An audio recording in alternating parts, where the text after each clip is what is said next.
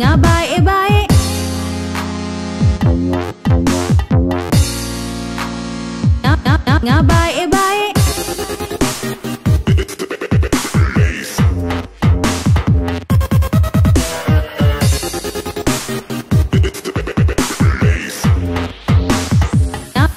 Baik-baik.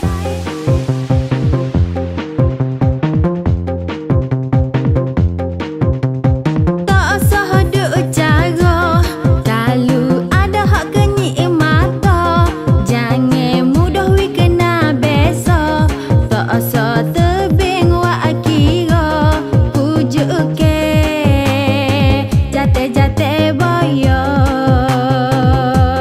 Oh jangan kita jadi mangsa. Dengar baik-baik, jangan jadi galik kita orang tina.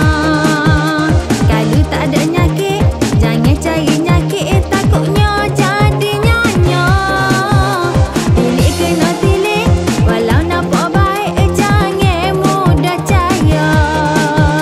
Takut kena ketik, galik tengah galik teriak pun tak guna.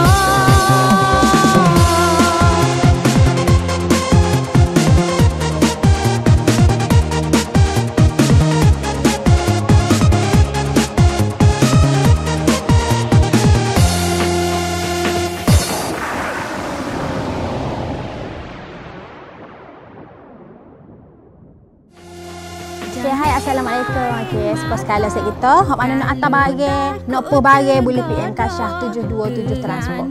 Bukan motor saja, kita ambil belakang sakit barang halal, hak muat dengan 4 kali lipat dengan trailer kita lah. Apa-apa hal pun boleh PM Kasyah 727 Transport. Hak penting tak